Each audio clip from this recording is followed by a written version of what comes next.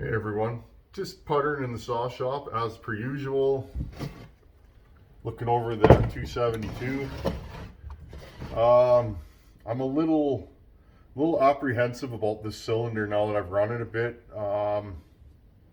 It had a lot of scoring up and down, very light, but a lot of it. So I'm gonna keep an eye on this piston because I'm not sure if this cylinder is gonna pass the test of time. If it doesn't, I'll put a new cylinder on. It's not a big deal, but at this point, this saw runs very well. It starts, it idles. I couldn't be happier with it. So hopefully that cylinder and piston break in nicely, and I won't have to tear it down again. Hit 100 subs this week, so that's awesome. I appreciate all the people that comment, all the subs. I've talked to a few of you. It's cool. I like being able to converse with people from all over the world. I think it's super neat that we can all come together, across the globe and, and come together on the internet. I think it's neat. It makes the world feel a little bit smaller. So I just want to take the time to say thanks. I didn't even think I'd get 100 subscribers. To tell you the truth, I didn't think anybody would watch any of these. So anyhow, I want to do a quick, we'll call it bench talk, nerd talk, porting talk, I don't know. We'll call it something. So I posted a video of these two saws running, 576 junk pile 272 build. And there was some comments about which was faster, or when this breaks in, it'll be faster.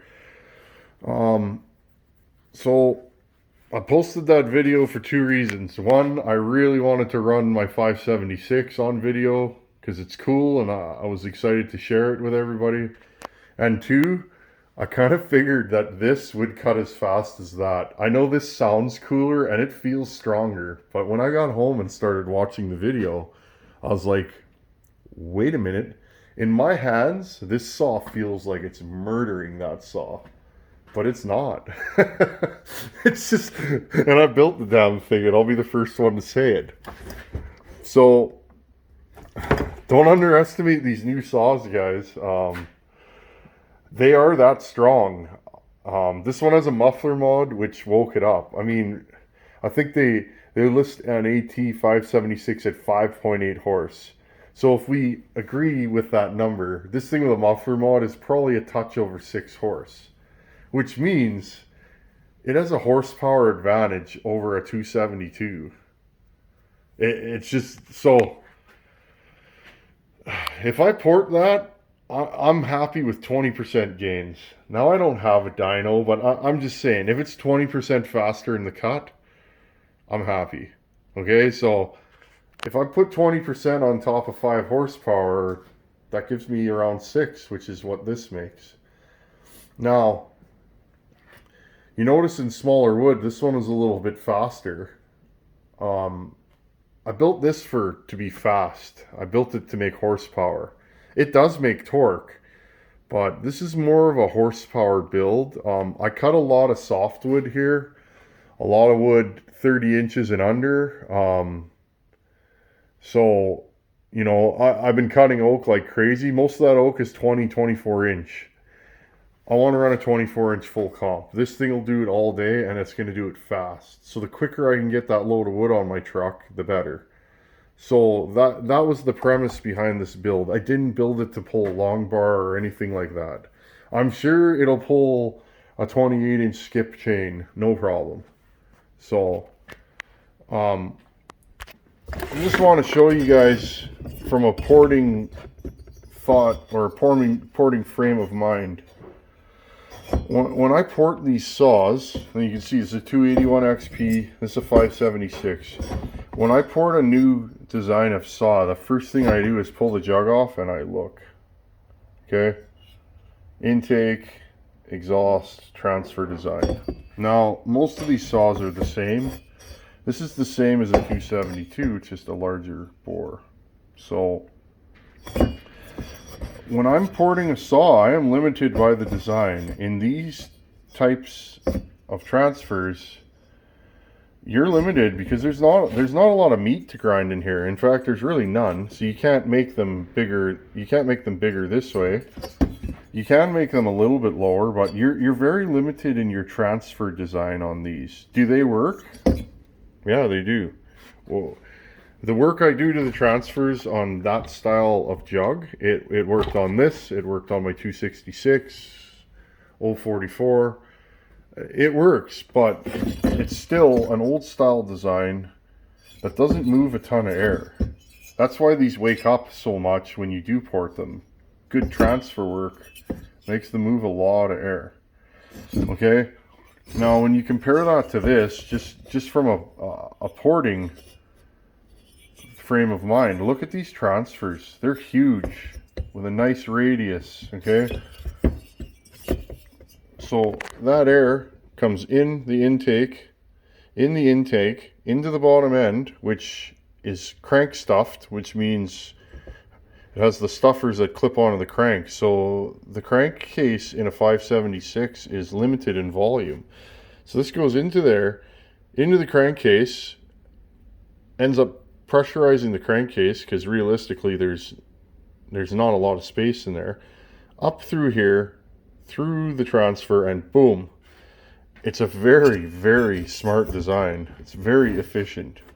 What I don't like about these is these are next to the exhaust. So that fresh air charge, or that charge is probably slightly heated by the exhaust, which might be why these run a little lean. I have some ideas of porting one of these, porting it to be richer, maybe not so much for power, but so this intake is small, but look how tall it is. It's open. Now I haven't timed one of these, but I'm guessing that intake's open for a long time. Just look at the height compared to that. Okay, it's pretty tall. So, and it doesn't need to be very big because it's not filling a whole crankcase. It's filling partial crankcase because of the stuffers. Okay, so very, very limited in what you can do with certain cylinders. Now if you port this, you're not going to get the same gains percentage wise as you will if you port this saw, you know. So ported, this thing would be an absolute animal, but it's not. I'm not going to get the percentage gains that I'm going to get with that. It's just the way it is. The stronger the saw you start with, usually in my experience, maybe I'm wrong, but the stronger the saw you start with, the less drastic the changes are after you port it. So this thing ported will be stupid, but it's not, the percentage of gains is not going to be like this. Like this thing is so fast now compared to a stock 272. So anyhow, I don't know, I wanted to do a little video outlining the last video that I posted, and these are my thoughts. I look forward to the comments. You guys came up with a lot of interesting comments, and I read them all, and it was cool.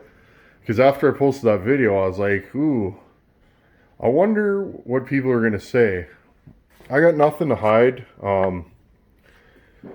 No trickery involved. I build work saws. They're for cutting wood. I can make all the excuses in the world. Like the chain on this, when I was cutting that big log, the chain on that had about a tank on it already. The chain on that had about 2 minutes. So that could be the difference right there. But it didn't feel like it. This thing was pulling wood like it was going out of style. So no excuses. I like to be real and, you know, and genuine about what I post. I could do some trickery and make this thing look faster, but what's the point, right? So it's fast, don't get me wrong, and it's strong, but will it be faster than this? I don't know. Time will tell. So when I get these this one broken in, we can revisit that if you guys would like, and just kind of see where it's at. I have a feeling that these are going to be very similar. I think this broken in will be stronger than that, but just. So anyhow, thanks again. 100 subscribers is awesome. Take her easy.